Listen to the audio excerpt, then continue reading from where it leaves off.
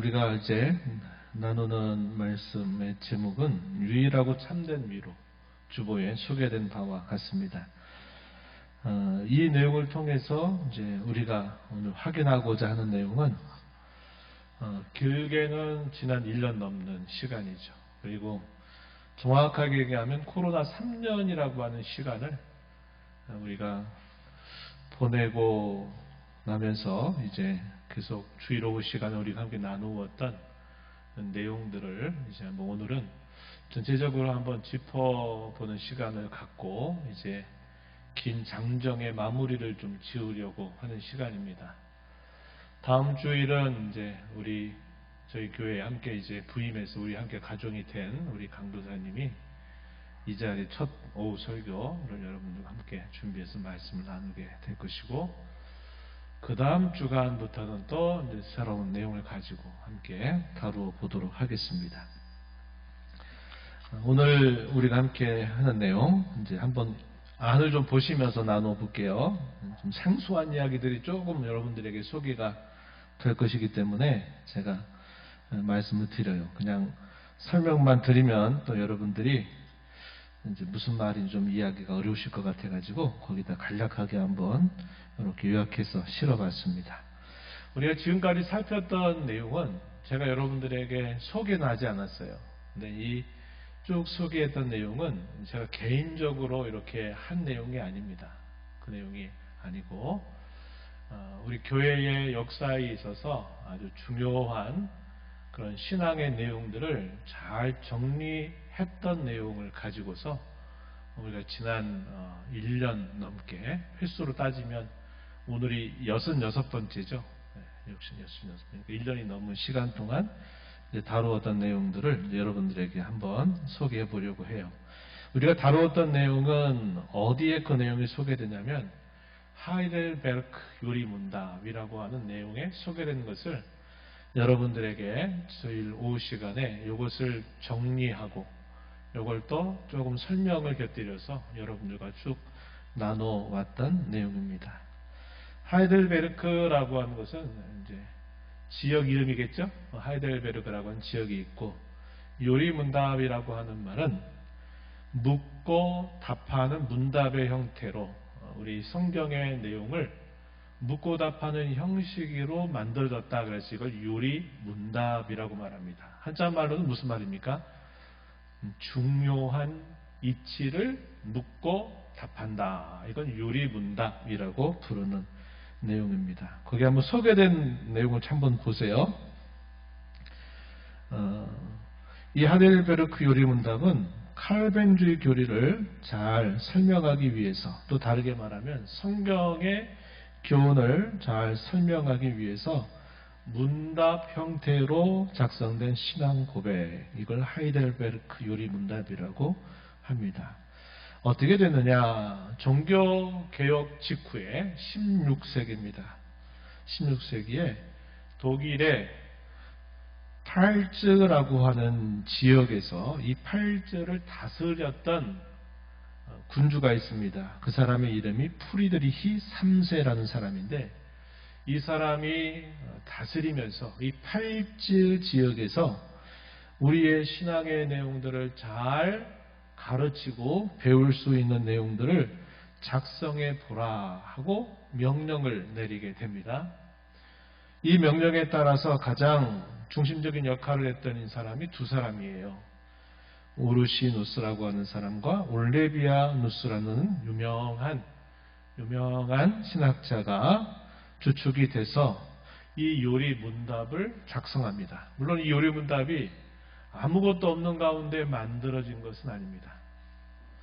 종교개혁 시대 때부터 종교개혁을 했던 많은 선배들은 어떤 일을 했냐면 성경의 이런 중심적인 내용들을 아주 전달하기 쉽고 명료하게 이것을 작성을 해가지고 물으면 답하는 형식으로 해서 이런 교육을 계속 성도들에게 시킨 거예요. 잘 아시는 바와 같이 중세시대 1000년 역사 동안 로마 카톨릭이 가르치면서 성경을 덮어두고 무조건 맹종적으로 믿어라. 우리가 하라는 대로 다 하면 되니까 성경 읽으려고 하지 말고 그냥 우리 하라는 대로만 잘 따라라. 그러면 된다. 이렇게 가르쳤던 시간들이었어요. 그래서 성경을 안 가르치고 성경을 못 읽으니까 로마 교황청에서 이렇게 하라고 하면 하라는 대로 다 일반 신자들에게 그걸 다 그대로 하라는 대로 하는 거예요. 면죄부 팔라 그러면 면죄부 팔고 뭐 하라는 대로 다 하는 겁니다. 그러면 일반 신자들은 굳이 배울 것도 없고 알려고 할 것도 없고 그냥 하라는 대로만 잘 맹종적으로 따라오면 된다. 이렇게 가르쳤기 때문에 그 당시에는 덮어놓고 믿으라는 거예요. 덮어놓고 뭐를? 성경을 덮어놓고 믿으라고 가르치는 겁니다. 종교개혁자들이 종교개혁을 하면서 어떻게 할까 하다가 가장 생각했던 중요한 것이 뭐냐면 성경의 이런 전체적인 내용들을 성도들에게 짤막하게 문답의 형태로 이것들을 잘 가르쳐서 성도들이 분별력을 갖추고 그들이 하나님의 말씀을 알아가는데 큰 도움을 갖게 하기 위해서 이런 요리문답들을 종교개혁자들이 많이 작성을 하게 됩니다. 그래서 이 하이델베르크 요리문답이 작성이 될 때도 이 두 사람이 주도적인 역할을 하지만 그 내용은 그들이 처음 만든 게 아니라 이미 자신들의 앞선 선배들로부터 계속 작성되어져 왔던 여러 많은 문답들을 기초로 하고 성경의 가르침들을 기초로 해가지고 이 요리문답을 만들게 된 겁니다. 그때 연대가 언제냐? 1563년 아마 그럴 겁니다. 그때 이것을 다 만들어 가지고 그 당시에 통치자였던 이 프리드리히 3세에게 이것을 전달하게 되고 이것을 채택을 하게 되면서 이 사람이 다스리는 성내에 있는 모든 사람들에게 이것을 계속 가르쳐서 성경의 내용이 무엇인가를 그들에게 잘 알게 하는 시작을 하게 된 겁니다. 그래서 이 내용들이 그렇게 작성이 되고 난 다음에 그 지역에서뿐만 아니라 시간이 흘러가면서 이 내용이 너무나 잘 작성이 되어가지고 이것이 계속 후대에 전달이 되면서 사실 오늘 우리에게까지 잘 전달이 된 내용이다. 이렇게 보시면 되겠습니다. 그래서 우리 종교개혁의 전통에 서 있는 우리의 교회에서는 어떻게 했느냐. 이 하이델베르크 요리문답을 주로 주일 오후 시간에 이 내용들을 꾸준히 1년 단위로 해가지고 이 내용들을 읽고 계속 설명을 해주는 겁니다. 그래서 1년이 52주로 되어 있죠. 그래서 1주차부터 52주차까지 129개로 구성되어 있는 이 내용들을 분류를 해가지고 계속 주일 오후마다 이것을 읽고 설명하고 하는 일들을 반복하는 겁니다. 그래서 이들이 예를 들어서 내가 신앙생활을 한 것이 5년이다 10년이다 그러면 그들은 적어도 5번을 듣는 거야. 빠지지 않았다 그러면 5번을 듣고 10년을 했다 그러면 10번이죠. 이것을 계속적으로 정기적으로 이렇게 하니까 성도들의 신앙의 뿌리가 단단합니다.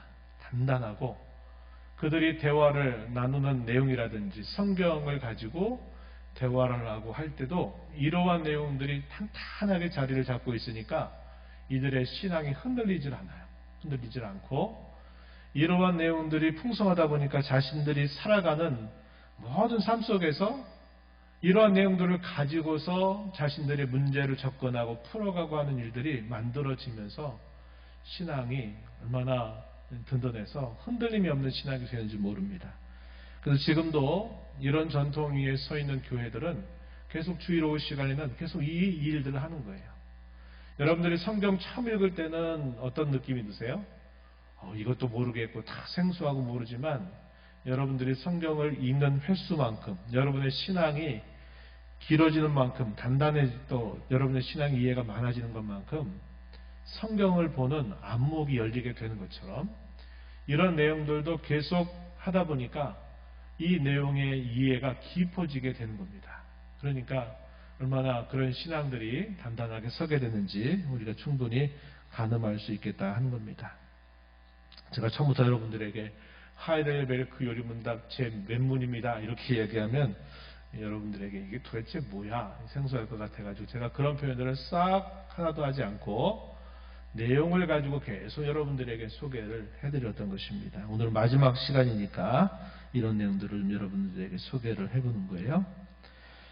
이 전체 내용을 어떻게 엮었느냐, 이 내용을 엮은 그 주제가 뭐냐면 한번 따라 볼까요? 위로. 위로라고 하는 주제를 가지고 전체의 이 문답을 구성하게 됩니다. 우리가 잠시 후에 한번 살펴보게 될 텐데, 그래서 성경 전체를 하나님께서 우리에게 주시는 진정하고도 유일한 위로의 내용이라고 하는 그 주제 아래서 성경의 전체 내용들을 이렇게 구성을 해서 체계적으로 전달해 왔던 것입니다. 이런 전체 내용의 가장 중요한 뼈대를 어디에 만들겠어요?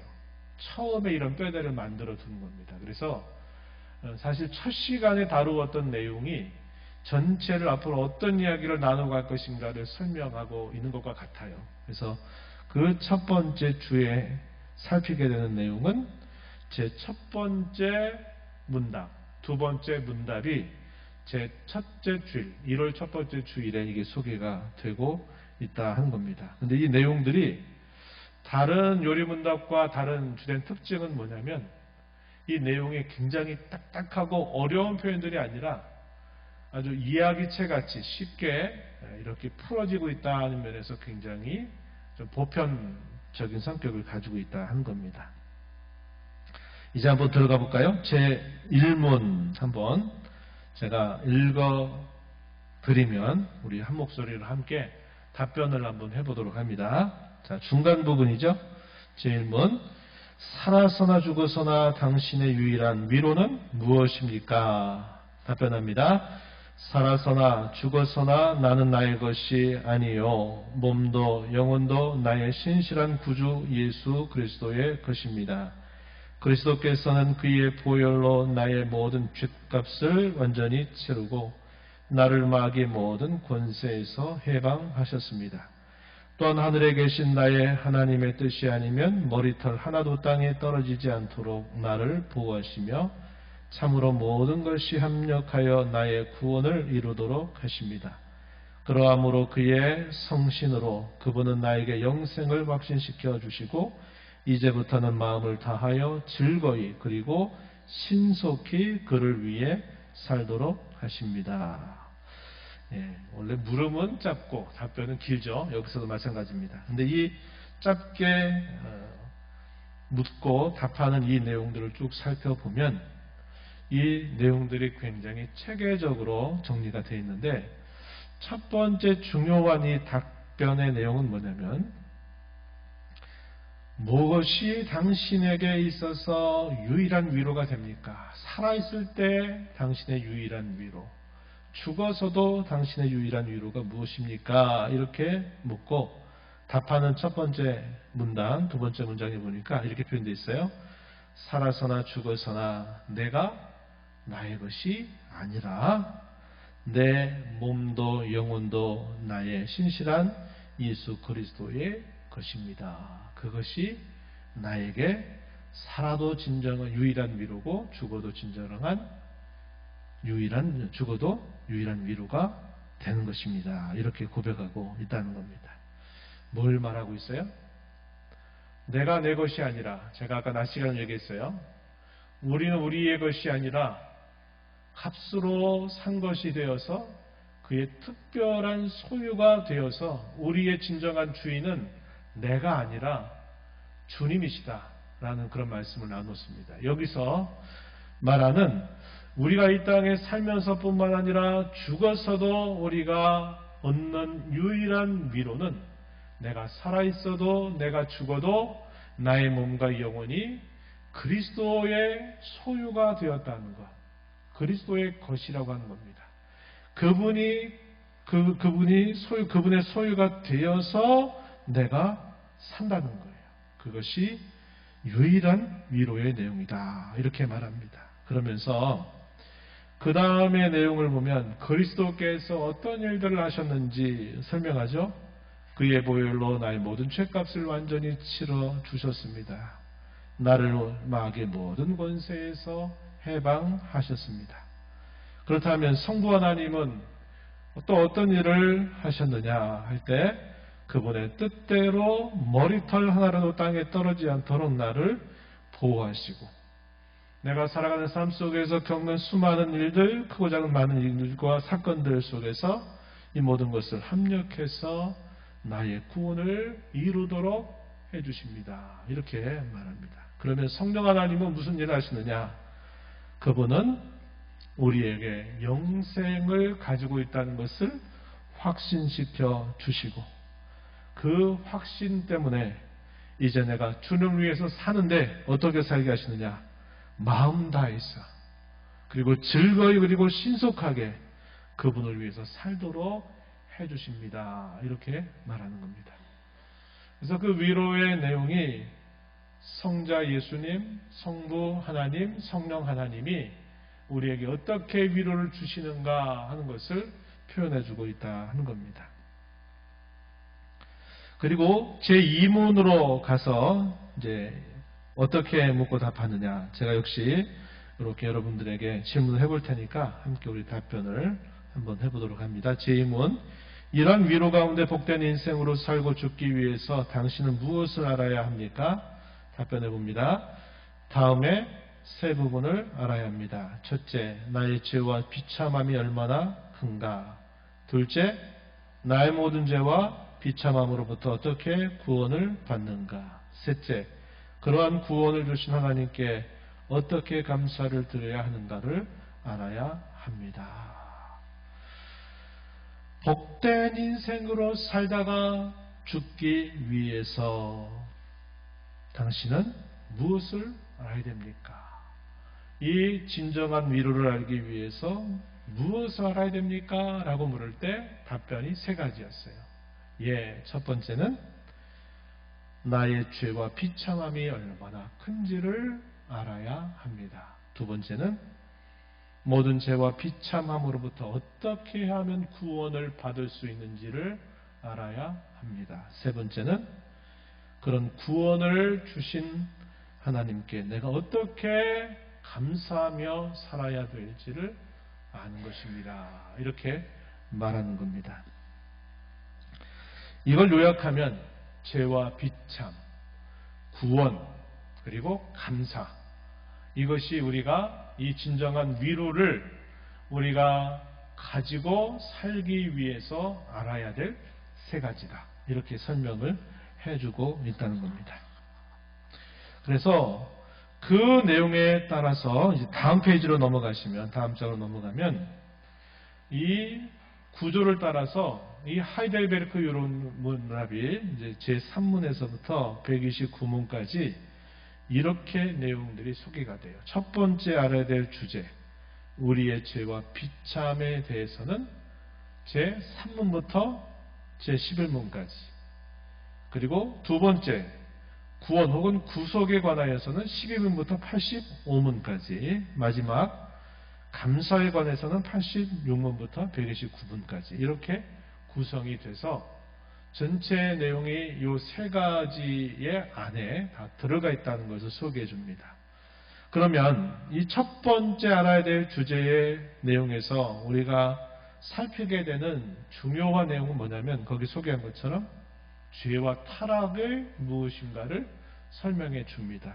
그리고 하나님의 법과 또 그에 따른 심판이 어떻게 이루어지는지에 대해서 설명을 해줘요. 두 번째, 구속에 대해서 이야기할 때 살펴가는 내용이 뭐냐면 왜 우리에게 중보자가 필요하냐? 그 중보자에 대한 믿음이 우리에게 반드시 요구된다 하는 겁니다. 그럴 때 그 믿음이 참되고 구원에 이르는 믿음이 무엇인가라고 설명할 때 제가 근래에 들어서 막 강조하죠. 참 믿음이 뭐라 그랬어요? 두 가지 요소가 있어야 된다 그랬어요. 하나는 바르고 확실한 진리 지식이 있어야 된다. 두 번째는 거기에 내 모든 것을 거기에 다 걸어야 된다 이 말이에요. 거기에 내 모든 신뢰를 거기에 다 두어야 된다 하는 겁니다. 그것이 잘 이루어지게 될 때 그 신앙이야말로 구원에 이르는 신앙이 된다는 거예요. 그렇지 않으면 말 그대로 아직은 아니라는 거예요. 아직은. 교회 생활을 오래 하고 오랫동안 신앙생활을 했다 하더라도 그것이 아니면 아직은 아닌 거예요. 아직은.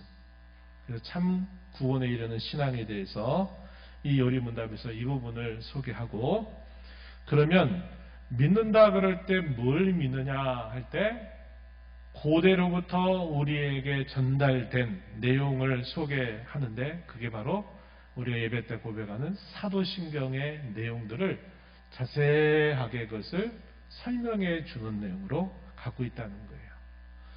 여러분들에게 어떤 사람이 찾아와서 예수 믿는다고 하는데 도대체 뭘 믿어요? 라고 말하면 그냥 예수님 잘 믿으면 되지 뭐 다른 걸 물어, 이렇게 답변할 게 아니고, 우리가 늘 고백하는 이 사도신경의 내용이 어떠한 뜻을 가지고 있는지를 내가 잘 이해하고 있고 설명을 해줄 수 있으면 되는 거예요.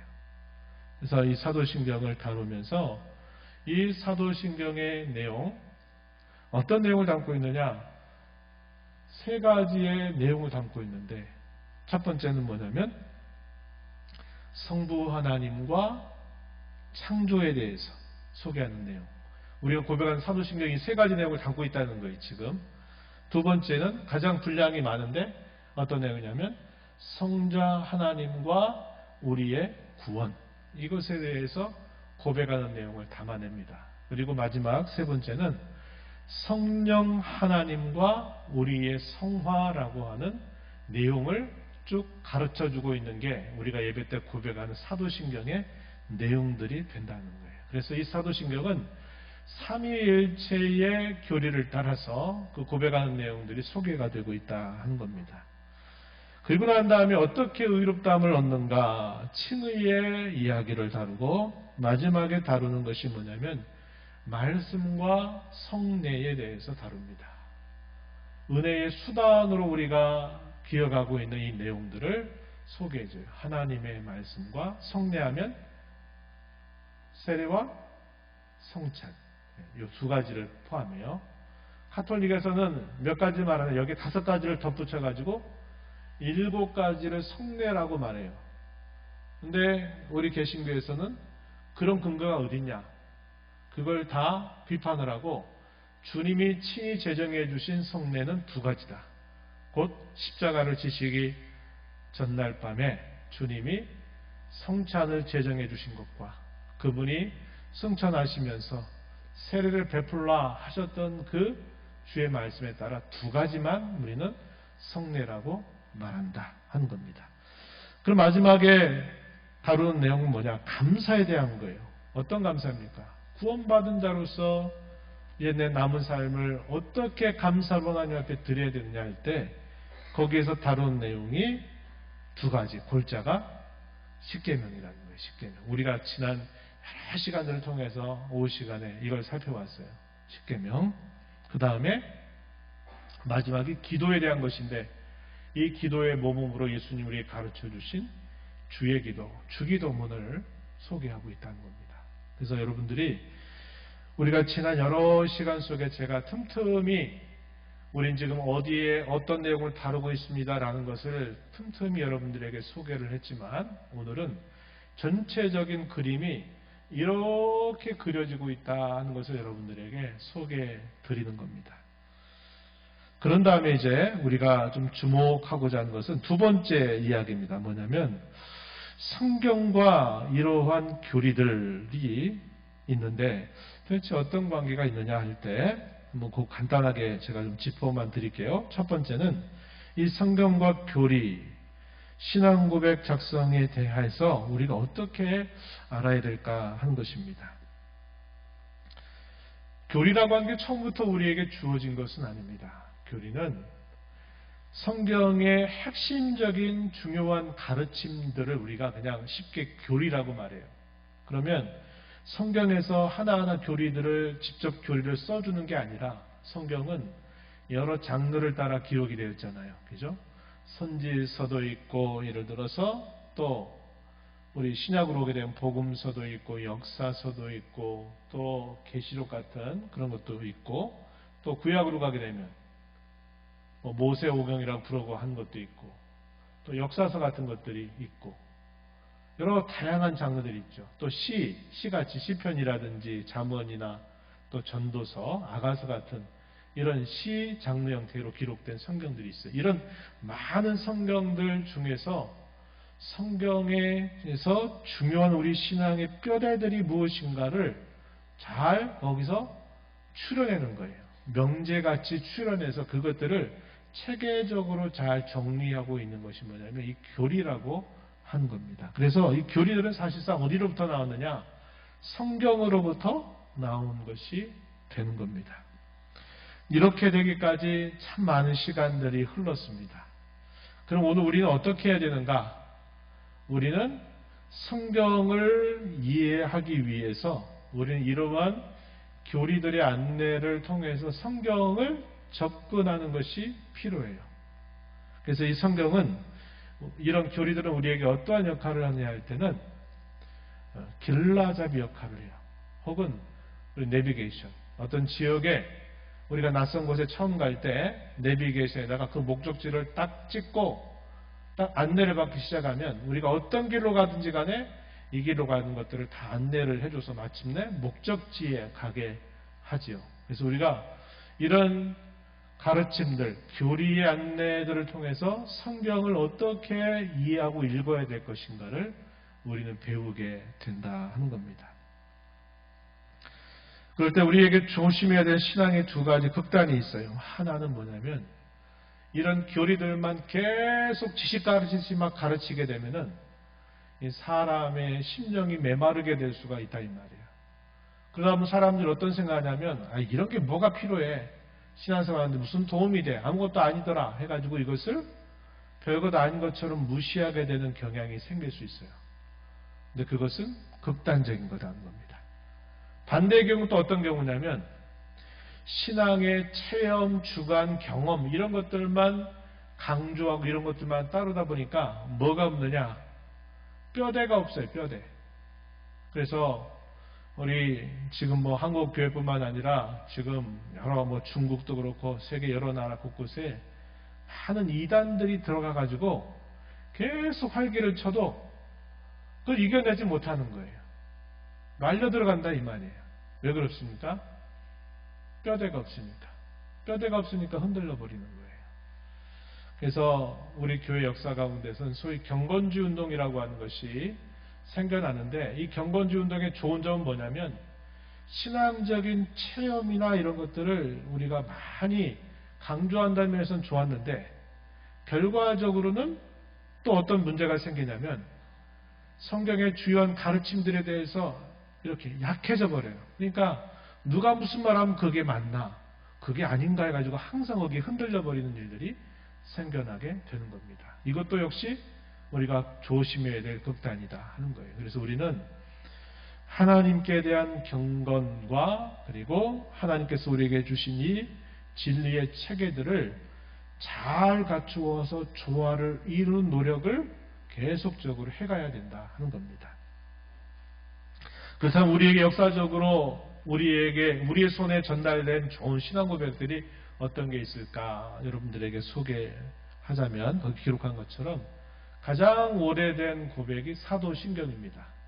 연대가 언제인가는 밝혀지지 않았어요. 그러나 가장 이른 시기였고 그 다음에 니케아 신조라든지 콘스탄티노플, 칼게돈 이것은 지역을 말합니다. 그 지역에 당시의 모든 종교 지도자들이 함께 모여서 이단들의 주장에 대하여 이걸 어떻게 우리가 봐야 되느냐 하는 문제를 가지고 깊은 회의들을 해가지고 그 회의의 결과로 그것은 이러이런 것이다 라고 공적으로 이것을 표명하게 되는 그런 성격을 가져요.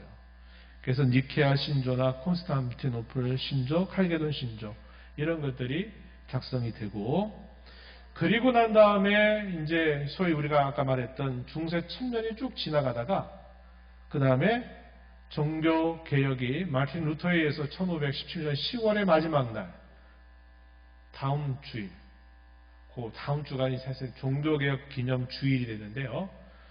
10월의 마지막 날 밤에 마틴 루터에 의해서 이 종교개혁이 시작이 됐습니다. 종교개혁이 시작된 이후에 고백된 좋은, 우리 손에 들려준 좋은 신앙 고백들은 이런 것들이라는 거예요. 벨직 신앙 고백서는 네덜란드 신앙 고백서라고도 말해요. 이 네덜란드 신앙 고백서가 있고, 조금 전에 소개해드렸던 하이델베르크 요리문답이 있고, 또 하나는 도르트라고 하는 지역에서 2년 동안의 회의를 거쳐서 작성된 신조가 있습니다. 이걸 도르트 신조 혹은 신경이라고 부르기도 합니다. 그래서 이 세 가지를 세계를 하나로 묶는 우리 신앙의 통일을 이룬다 그래가지고 네덜란드의 교회 성도들, 우리 신앙을 같이 가지고 있는 그 성도들은 이 세 개의 신앙 고백을 아주 중요하게 여기고 있어요. 그리고 영국적으로 이제 조금 지나가게 되면 1647년, 17세기 한 중엽 정도 되죠. 그때 되면 웨스트민스터라고 하는 영국의 웨스트민스터 애비가 있죠. 사원이 있는데 거기서 약 5년 정도 동안에 계속 목회자들과 장로들과 신학자들이 함께 모여서 매일 기도하면서 우리의 신앙의 고백을 어떻게 할까를 과거로부터 물려진 것들을 다 살펴서 가장 많은 분량으로 이 신앙의 고백을 작성하게 돼요. 그 우리가 뭐라고 하냐면 웨스트민스터 신앙 고백서라고 합니다. 그것은 우리 장로교회에 있어서는 표준적인 고백서로 우리가 받아들이고 있어요.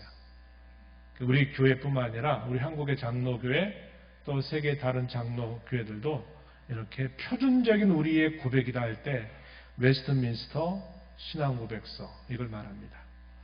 그리고 이제 이거에 대한 설명으로 만들었던 문답들이 있어요. 우리가 많이 들어봤던 소요리 문답.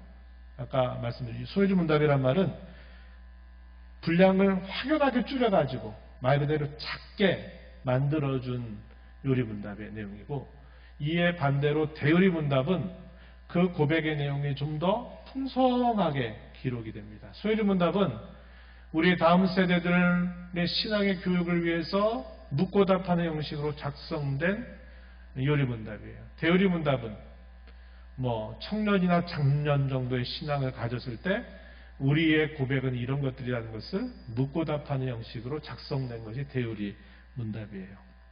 그래서 우리는 이때 1647년 정도에 작성되었던 그 신앙 고백서를 우리의 표준적인 신앙 고백, 가장 완성되게 고백된 신앙 고백서로 받아들이고 있다 하는 겁니다. 이야기 여러분 처음 들어보세요? 들어보셨죠? 네. 세례교육 할 때는 제가 소개해드려요. 근데 예를 들어 이렇게 공식적인 이런 자리에서 아마 거의 처음에 여러분들 처음으로 소개한 것 같습니다. 그래서 이러한 고백서들이 우리의 손에 건네져 있는 아주 좋은 고백서들이다 하는 거예요. 그래서 이런 고백서들을 여러분들이 알고 있으면 좋고, 이러한 고백서들이 우리에게 주는 좋은 이점은 아까 처음 말씀드렸듯이 성경을 이해하는 내비게이션이나 길라잡이 역할을 하고, 두 번째는 모든 이단들과 잘못된 교훈들에 맞서서 우리의 신앙의 진리를 지키도록 해주는 중요한 망대와 같은 역할들을 한다는 겁니다. 근데 이걸 모르면 흔들리게 돼 있어요. 왜? 그 사람들은 성경 가지고 오니까 우리가 흔들리게 돼 있다는 거예요. 마지막 세 번째는 우리가 하나님을 경건하게 섬기는 삶이 어때야 되는가에 대한 좋은 지침들을 우리에게 제공하고 있다는 면에서 이 교리들은 우리에게 대단한 유익을 준다 하는 겁니다. 그래서 우리의 교회는 성경과 함께 이러한 좋은 신앙 고백들을 함께 가지고 하나님을 믿고 알고 전하고 가르치고 한다는 거예요. 그래서 이런 부분들이 제가 기회가 될 때마다 여러분들에게 소개하는데 주일 오후 시간에 이런 내용들을 체계적으로 정리해서 너무 어렵지 않도록 이렇게 하려고 계속 진행하고 있다고 하는 것입니다. 그래서 우리는 계속적으로 우리의 신앙에 있어서 성경과 함께 이러한 내용들이 우리에게 무엇을 가르쳐 주는가를 정리해 나가는 일들을 계속적으로 해가야만 된다는 거예요. 이것이 우리의 신앙에 아주 좋은 그런 양분들이 되고 뼈대가 된다는 것 여러분들이 아시면 좋겠습니다. 이러한 내용들을 따라서 이제 여러분들에게 제가 제안하고 싶은 것 마지막 맺은말에 소개를 했는데요. 그것만 좀 여러분들에게 소개하고 마무리를 지을게요. 첫 번째는 뭐냐면 진정하고도 유일한 위로가 무엇인지 우리는 언제나 알고 살아가자고 하는 거예요. 성경에 가르쳐 주는 위로는 일시적인 위로나 아니면 위로인 것 같은데 나중에 지나고 보니까 위로가 아니었더라 하는 헛된 위로가 아니라 진정하고도 유일한 위로를 성경은 가르쳐 줍니다. 위로라고 한 말의 가장 근본적인 의미는 어떤 의미를 전달해 주느냐면 강하게 한다라는 말입니다. 위로라는 말의 가장 핵심적인 뜻이 뭐냐면 강하게 한다. 우리를 강하게 만들어준다는 거예요. 그래서 어떻게 할까요?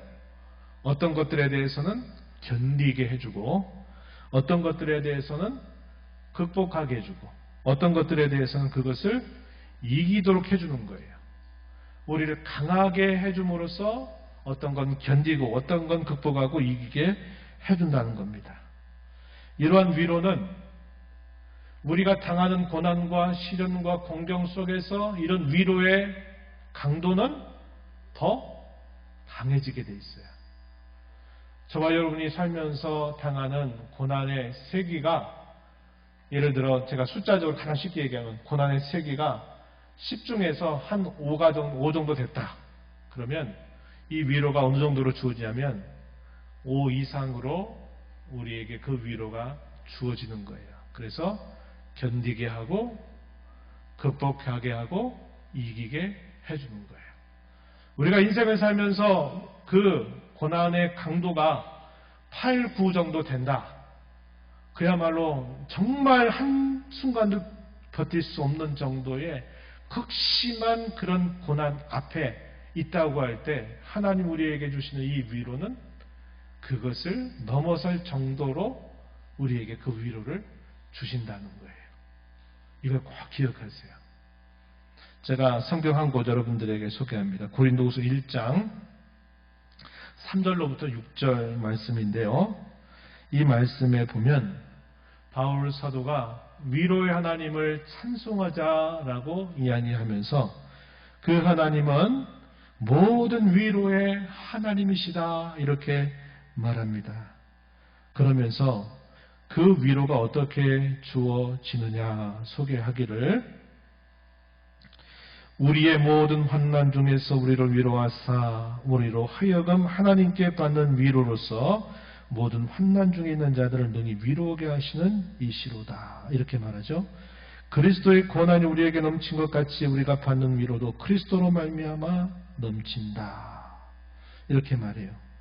이 내용들을 쭉 보게 되면 우리가 살면서 어떤 시련과 어떤 고난을 당한다 하더라도 우리에게 그것을 감당할 수 있을 만큼의 위로가 늘 하나님께로부터 우리에게 주어진다고 말해주고 있는 겁니다.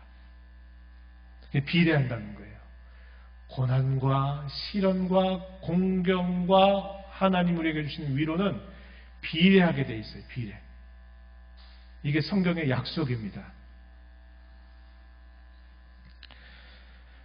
위로를 위해서 우리가 알아야 될 3가지 내용 뭐가 있었어요? 아까 뭐가 있었죠? 죄와 비참. 2번째가 구원. 3번째가 감사. 근데 이게 그냥 구성된 게 아니라 이 내용들은 순서를 담아주고 있어요. 어떤 순서냐? 복음을 우리가 안다 그럴 때 그 복음의 순서를 이 내용을 그대로 담아주고 있다는 겁니다. 여러분 복음 전할 때 무슨 내용을 전해요? 왜 우리가 구원을 받아야 될지를, 왜 당신에게 구원이 필요할지를 먼저 말해야 되잖아요.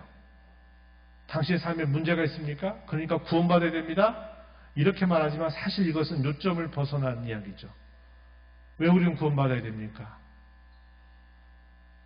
영원한 형벌, 영원한 파멸로부터 구원을 받아야 되는데 왜 그런 파멸이 우리에게 왔느냐? 우리의 죄와 타락으로 말미암아 왔다는 사실을 알아야 돼요. 그걸 먼저 소개하죠. 그래야 구원이 필요하다는 것을 알고 어떻게 하면 구원받아요? 우리를 위해서 오신 예수님을 믿어야 구원받습니다를 소개할 수 있는 거예요. 그럼 구원받았으니까 그럼 어떻게 합니까? 우리 모든 삶은 순경이든 역경이든 하나님께 감사로 이제는 드려지는 삶을 사는 거예요. 제가 낮 시간에도 얘기했습니다만 이 세상 살이가 힘들다고 지옥 같다고 말하면서 살아서는 안 돼요. 하나님이 저희에게 베푸신 이 구원은 그 어떤 것과 비교될 수 없을 만큼 큰 것입니다. 죽음도 이 구원에 비길 수가 없어요. 죽음으로 끝나는 것이 아니기 때문에. 그러니 우리가 이 땅에 살면서 고난당하고 어려움 당한다 그래서 구원이 아무것도 아닌 것처럼 우리가 생각하면 안 돼요. 말이라도 우리 그렇게 하면 안 됩니다. 내가 아무리 어렵고 힘들어도 하루하루 사는 게 지옥 같다. 이런 식의 말을 우리 입 밖으로 내면 안 돼요. 그건 성도가 하는 말이 아닙니다. 왜요? 우리가 받은 구원은 그 어떤 것과 비교될 수 없을 만큼의 큰 선물이고 은혜이기 때문에 그런 것이죠. 그래서 죄와 타락에 대해서 알아야죠. 구원에 대해서 알고 구원받은 자가 어떻게 살아가면서 감사를 드릴까를 아는 것이 복음의 내용 안에 다 담겨 있는 겁니다. 다른 사람을 전도할 때도 이 내용을 그대로 전달하면 되는 거예요. 우리가 배우는 이 내용은 바로 이 복음의 내용을 잘 소개하고 있다는 겁니다. 그래서 자신의 죄와 비참에 대해서 모르면 구원받을 필요성을 못 느껴요. 기독교에서 말하는 구원은 1차적으로 죄와 형벌로부터의 구원이지 문제로부터 해결되는 거 아니에요. 문제 해결은 한참 뒤에 있는 이야기지. 구원은 죄로부터의 구원이에요. 영원한 파멸로부터의 구원이 구원이지 문제로부터 벗어나는 게 구원의 전부가 될 수는 없어요. 그건 뒤에서 따라오는 하나의 부수적인 것에 지나지 않는 것입니다. 마지막으로는 이 위로를 알고 붙들고 우리는 살아가자고 하는 거예요. 공경과 시련, 고난 가운데 있는 성도에게 피난처는 오직 하나님 한 분입니다. 이거 꼭 우리 기억해야겠습니다. 그분이 주시는 위로만이 우리의 모든 고난과 시련과 공경을 견디게 해주고 극복하게 해주고 이기게 해줄 것입니다. 우리는 이 사실을 붙들고 살아가야 합니다. 순경 가운데 마찬가지지만 특별히 역경 가운데 있을 때는 더욱 우리는 그렇게 해야 합니다. 성경 시편 61편 2절 3절에 이런 말씀이 있어요. 한번 들어보세요. 내 마음이 약해질 때 땅끝에서부터 주께 부르짖으리니 나보다 높은 바위에 나를 인도하소서. 주는 나의 피난처시여 원수를 피하는 견고한 망대이심이니이다. 여러분들이 어려움 가운데 있을 때 이 시편 9절을 여러분들이 꼭 기억하고 묵상해 보세요. 시편 61편 2절 3절 내 마음이 약해질 때 땅끝에서부터 주께 부르짖는다. 이 땅끝이 어디입니까? 실제로 땅끝에 갔단 말일까요? 이 땅끝이란 게 뭐예요? 가장 어려운 때, 가장 아무도 나를 돌아보지 않는 것 같은 상황, 가장 나를 힘들게 하고 고통스럽게 하는 그런 자리, 이것을 땅끝이라고 하는 말로 표현해줘요. 땅끝에서부터 주께 부르짖을 것입니다. 왜냐? 주님이 나의 피난처시고 원수를 피하는 견고한 망대가 되시기 때문입니다. 이렇게 말하죠. 한 구절도 소개합니다. 잠언서 18장 10절 말씀입니다. 이것도 여러분 꼭 기억을 해주시면 좋겠어요. 여호와의 이름은 견고한 망대라. 의인은 거리로 달려가서 안전함을 얻느니라. 이렇게 말합니다. 여호와의 이름이 견고한 망대가 되시기 때문에 우리 성도는 그분께로 달려가야 안전함을 얻습니다. 이렇게 가르쳐주는 말씀이에요. 하나님 우리에게 위로를 약속하셨어요. 고난과 시련과 어려움과 비례하는 그 고난, 그 위로를 우리에게 약속해 주셨는데 왜 우리가 그 고난과 시련 앞에 넘어지고 시험 들고 왜 약해집니까? 뭐 때문에 그럴까요? 하나님의 약속이 없어서입니까? 아니죠. 뭐 때문에 그래요? 뭐 때문에 그렇습니까? 네? 뭐 때문에 그래요? 위로를 약속하신 하나님께 다가가지 않으니까 그런 거예요. 그분만이 우리의 경건 망대고 그분만이 우리의 피난처인데 그분을 찾지 않는 거예요. 어렵다고 힘들다고 내 마음대로 해보겠다고 내 뜻대로 하겠다고 될 대로 되라는 마음 가지고 하나님을 찾지 않고 그저 내 생각대로 해보겠다고 하니까 쓰러지고 넘어지고 걸려 엎드러지는 일들이 생기는 겁니다. 우리 성도는 약속의 하나님의 말씀을 믿고 어려울 때는 하나님께 달려가야 돼요. 땅 끝에서부터 부르짖는 마음으로 피난처가 오직 하나님께만 있는 줄 알고 사력을 다해서 죽을 힘을 당해서 그분께로 달려가야 돼요. 그러면 하나님이 약속하신 대로 우리를 강하게 해주실 것입니다. 꼭 기억하면서 남은 생에 살아가는 모두가 되기를 축복합니다. 하나님 아버지 감사합니다. 오늘 저희가 지난 여러 시간들을 통해서 다뤄왔던 위로라고 하는 주제를 통해서 성경의 많은 가르침들을 저희들이 함께 정리하는 시간들을 가졌습니다.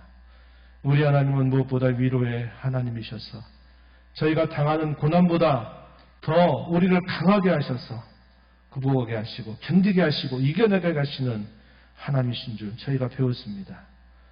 저희가 삶의 평탄할 때뿐만 아니라 특별히 저희들의 삶이 더 역경과 어려움 가운데 빠지게 될 때에는 유일한 피난처요 견고한 망대가 되시는 하나님을 향하여 땅끝에서부터 부르짖는 그런 심령으로 주 앞에 서는 모든 성도들이 되게 하여 주옵소서. 예수님 이름으로 기도하옵나이다. 아멘.